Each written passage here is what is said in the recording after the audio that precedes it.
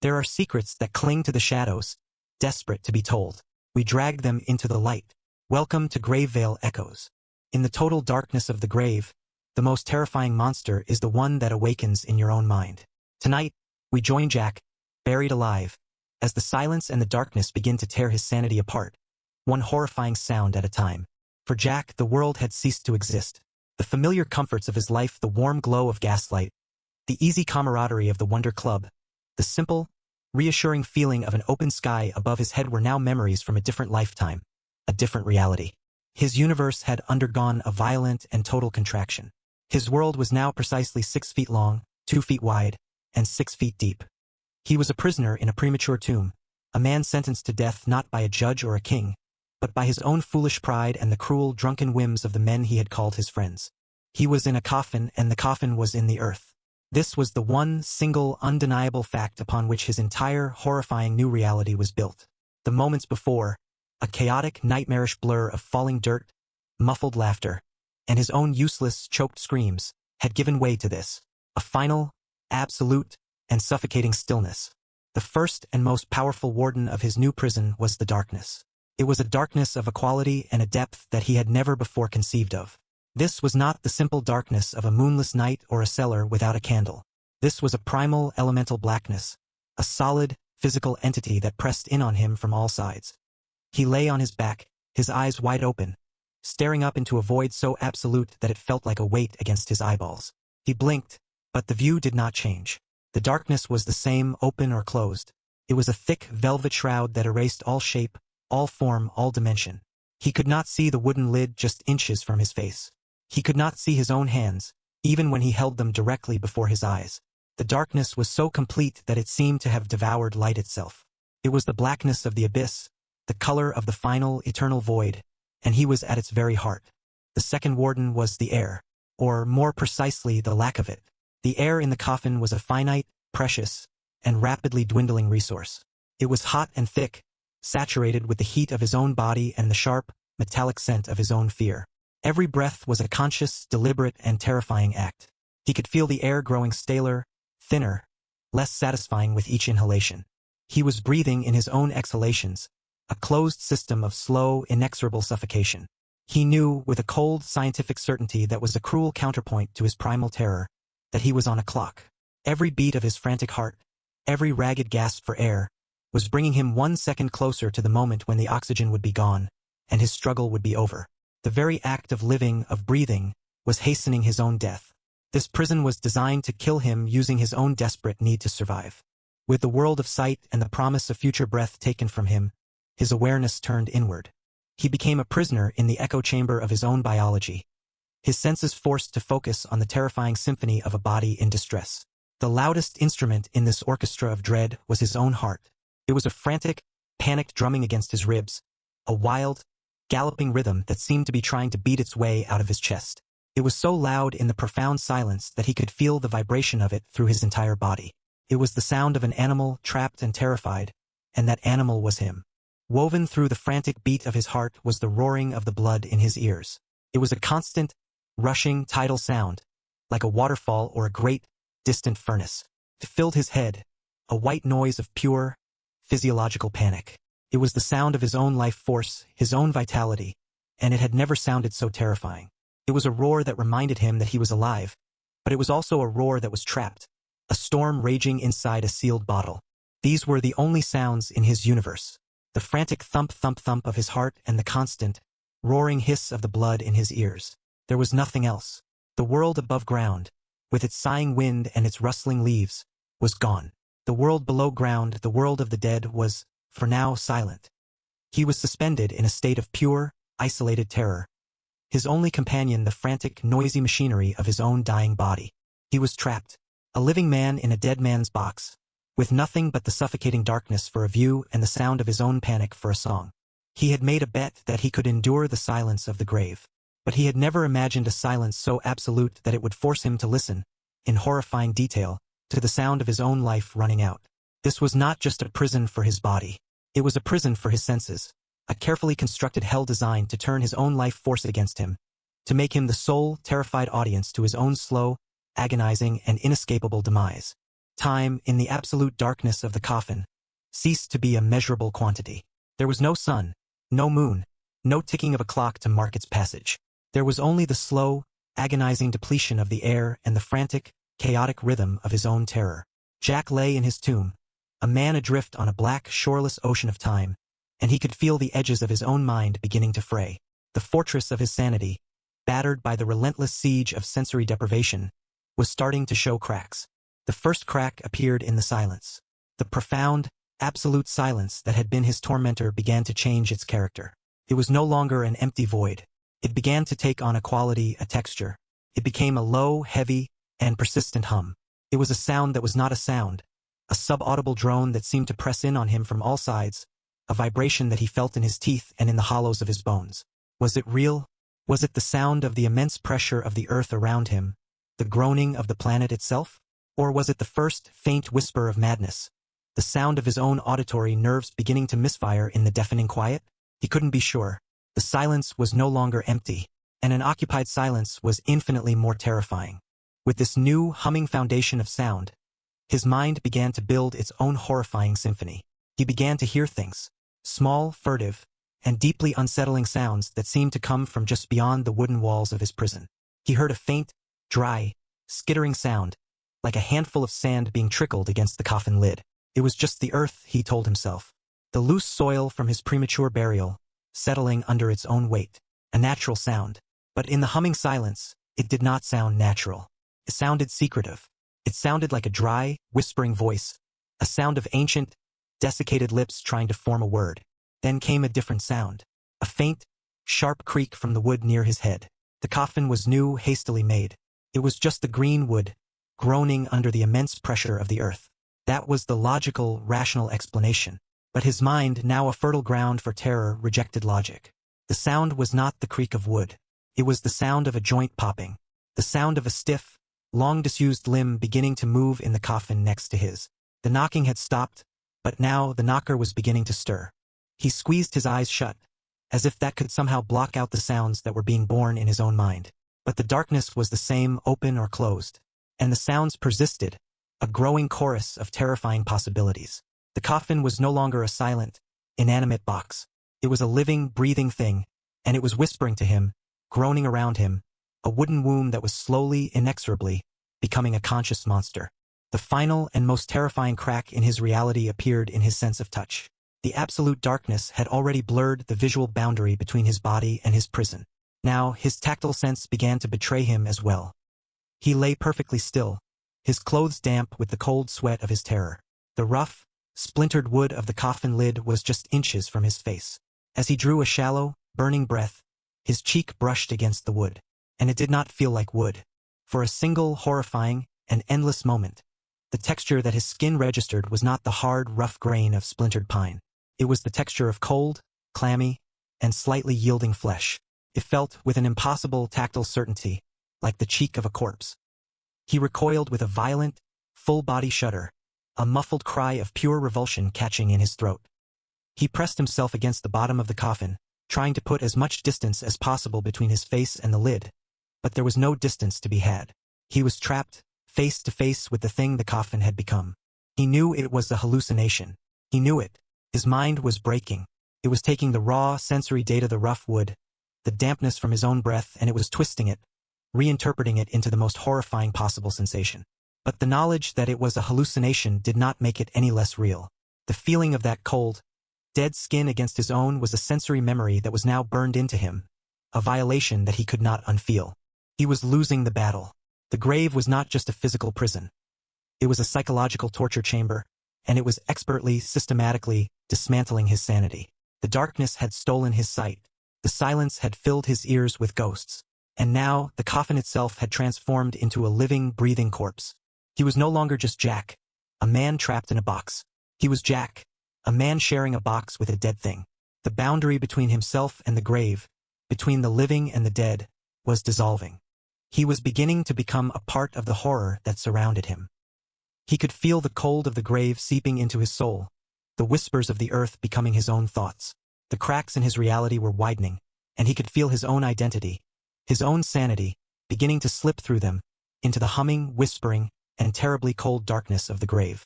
Jack's mind was now a runaway train, careening through a dark and terrifying landscape of its own creation. The initial subtle hallucinations, the whispers of the earth, the feeling of cold, dead skin against his own had been the tremors before the earthquake. Now the earthquake itself was beginning. His sanity, already fractured, was about to be pulverized. He lay in the suffocating darkness, his body trembling, his mind a cauldron of fear. He tried to cling to something real, to a memory, to a fact. My name is Jack. I am in a coffin. My friends did this to me. These were the last, simple pillars of his reality, and he held onto them with a desperate, white-knuckled grip. But a new sound, a new and horrifying hallucination, was about to begin, and it would demolish those pillars completely. It started faintly, so faintly, in fact, that at first, it was indistinguishable from the roaring of the blood in his own ears. But it was there, a sound from outside his prison. It was a single, sharp bark of sound, high-pitched and cruel. It sounded, to his terrified mind, like laughter. His first thought was a surge of pure, undiluted rage. It was his friends. They hadn't left. They were still there, somewhere up there in the world of air and moonlight, standing over his grave listening. Listening for his screams, for his begging, for the sounds of his terror.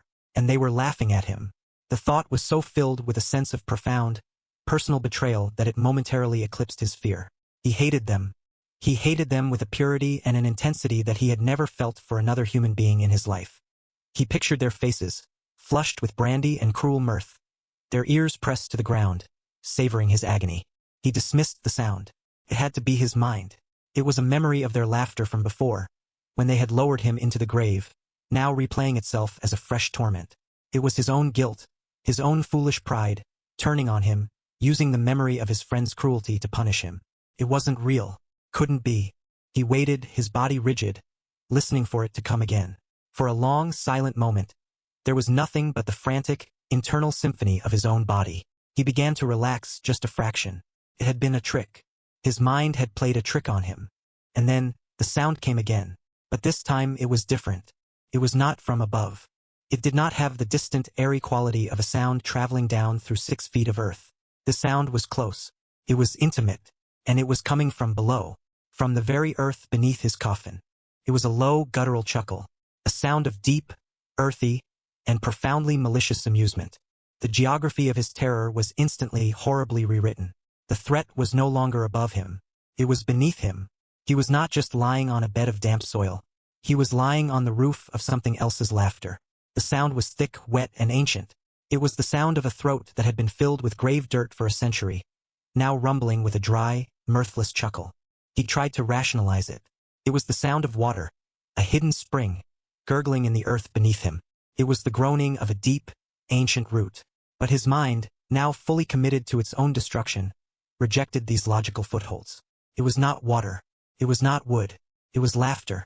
A single, unseen entity, lying in the darkness beneath him, was chuckling at his predicament. The chuckle was 1,000 times more terrifying than the cruel laughter of his friends had been. Their laughter was human. This was not. This was something ancient, something elemental, something that had been part of this graveyard long before he or his friends had ever been born. He was no longer the victim of a human prank. He was the source of amusement for one of the graveyard's true, eternal residents. And then it began to grow. The single, subterranean chuckle was joined by another, this one seeming to come from the wall to his left, then another from his right, then another from the lid above his face. The single, chuckling entity was multiplying, or it was waking up its friends. Within moments, he was surrounded. He was encased not just in wood and earth, but in a chorus of low, guttural, and mocking laughter. It was a symphony of spectral amusement, and he was its sole, terrified audience. The laughter seemed to emanate from the very soil itself, as if every particle of dirt that pressed against his coffin was a tiny, malicious mouth, cachinnating at his terror. The earth was laughing at him. This was the final, absolute breaking point. The idea was so monstrous, so insane, that it shattered the last vestiges of his reason. To be buried alive was a horror. To be buried alive while being mocked by your friends was a betrayal.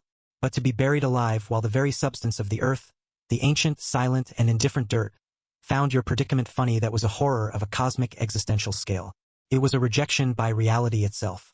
His mind could no longer distinguish between what was real and what was not. Was he in a coffin? Was he already dead? Was this hell? a personalized, claustrophobic, and eternally mocking afterlife designed just for him. The laughter was the laughter of demons, of the damned, of the very soil that was now his entire world. The character of the laughter began to change. It was no longer just amused. It was triumphant. It was the sound of a predator that has finally, completely broken the will of its prey. It was a victory lap, a chorus of gloating, spectral voices celebrating his descent into utter, hopeless madness. He could feel the laughter now. He could feel the vibrations of it through the wood of the coffin. A low, rumbling, physical assault that matched the frantic, panicked rhythm of his own heart. He was trapped in a box that was being shaken by the laughter of the damned. He had to make it stop. He had to scream louder than the laughter. He had to let out all the terror, all the despair, all the madness that was now boiling inside him. The time for silent, rational fear was over. The time for pure, animalistic release had come. This would be his final act. His one, defining response to the laughing, impossible horror of his own end. The laughter was a physical, palpable thing. It was a pressure against the coffin, a vibration in the stale, hot air, a chorus of damnation that echoed not in the graveyard, but in the small, sealed universe of Jack's own skull. It was the sound of his sanity being methodically, gleefully torn to shreds. Every chuckle from the surrounding earth was a hook, and every peal of mocking, spectral mirth was a sharp, twisting pull. He had reached his breaking point. A man can endure much. He can endure the cold, the dark, the slow, agonizing threat of suffocation. He can even endure the terror of the unknown, the fear of a single, knocking entity in the grave next to his. But there is a limit. There is a point beyond which the human mind, a fragile and delicate instrument, simply cannot be pushed. And the chorus of subterranean laughter, the idea that the very earth itself, the silent, eternal dead, found his suffering to be a source of cosmic amusement, was that point. It was a horror so absolute, so personal, and so profoundly absurd that it shattered the very foundations of his being. His mind, in a final, desperate act of self-preservation, began to unravel.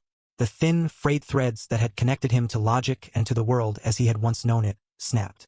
The neat, orderly categories of his existence, reality, memory, hallucination dissolved into a single, swirling, chaotic vortex of pure terror.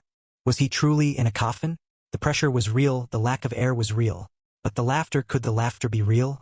Or had he died hours ago, his body succumbing to the lack of oxygen? And this was hell? A personalized, claustrophobic eternity, where his punishment was to be forever trapped in the moment of his greatest terror, while the unseen demons of the pit mocked his eternal suffering. The thought was both terrifying and, in a strange way, a relief. At least it would be an explanation. Or was he still alive, but simply, utterly, and irrevocably mad?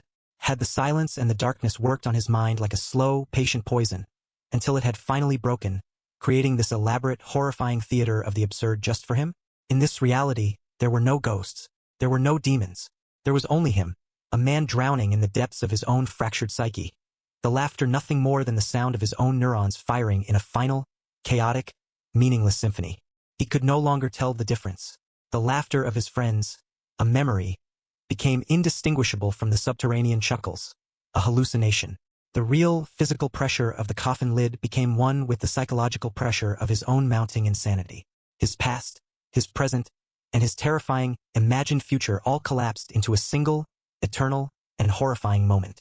He was a man out of time, a mind out of place, and the only truth left was the overwhelming, all-consuming terror. The laughter grew louder, more triumphant. It was as if his phantom audience could sense his final capitulation. They were no longer just chuckling. They were roaring with full-throated, spectral glee. They were celebrating his final, complete, and utter breakdown. It was the sound of a successful hunt, the triumphant cry of predators who have finally run their prey to ground. And in that moment, something inside Jack broke. The part of him that was a gentleman, the part that was rational, the part that had been trying to endure, to survive, to think his way out of an impossible situation, was annihilated. All that was left was the animal, the cornered, terrified, and mortally wounded creature. And that creature had only one response left.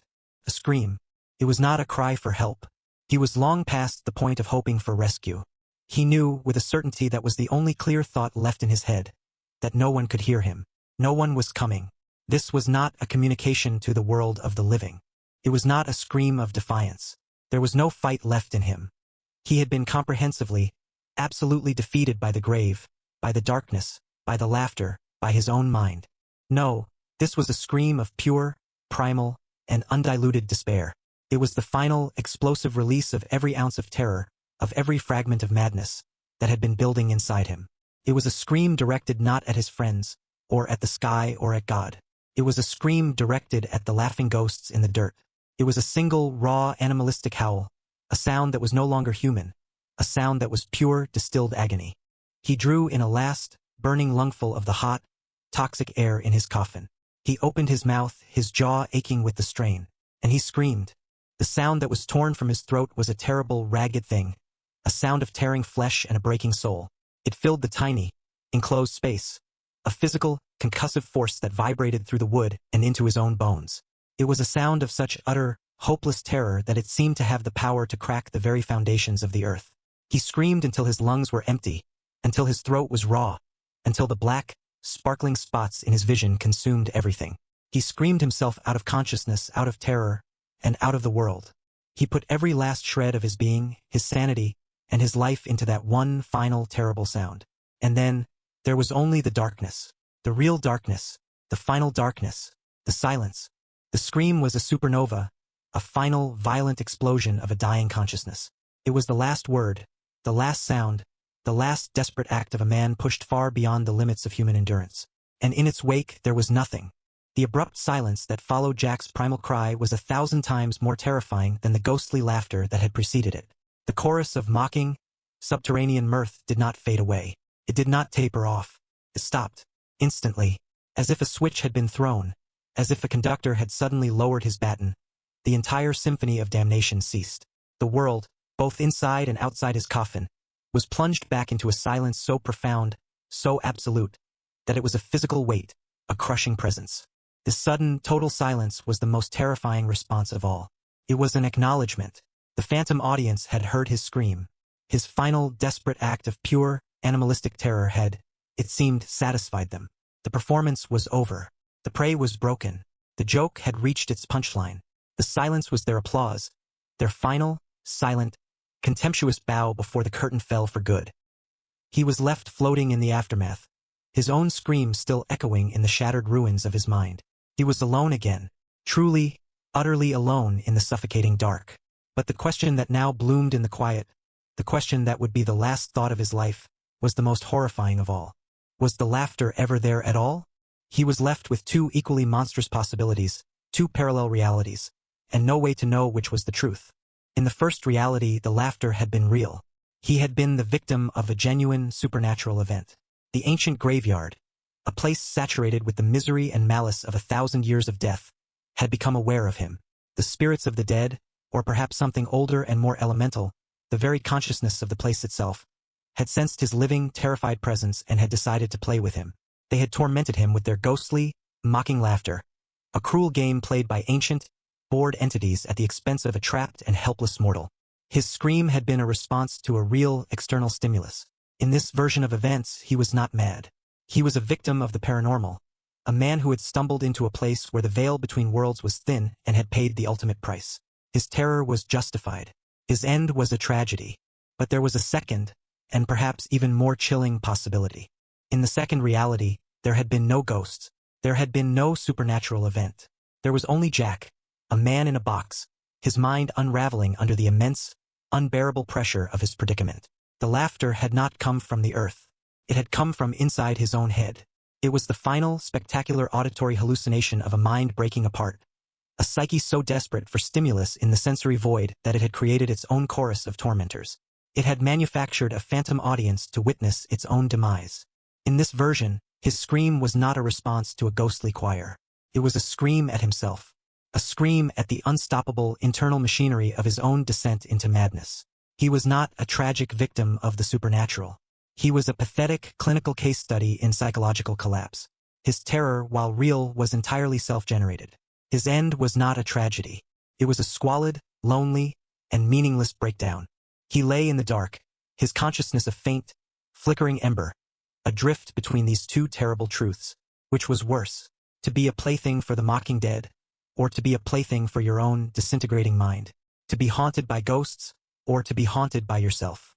In the end, the distinction seemed to have no meaning. The terror was the same. The coffin was the same. The suffocating darkness was the same. The last of the oxygen was burning away. The sparkling, dying stars in his vision were converging, becoming a single, brilliant, all-consuming white light. He was no longer afraid. He was no longer anything. He was just a fading awareness, a final, unanswered question. Was the laughter real, or was it all in his head? The question echoed in the final, silent moments. Was the horror he had experienced an objective truth of the universe, a glimpse into the terrifying supernatural reality that lies just beyond our own? Or was the ultimate horror a subjective one, a private hell that can be constructed within the fragile, bony confines of a single human skull? In the end, as the last flicker of his consciousness was extinguished, he understood the final, terrible punchline that the laughing ghosts, real or imagined, had been trying to tell him all along.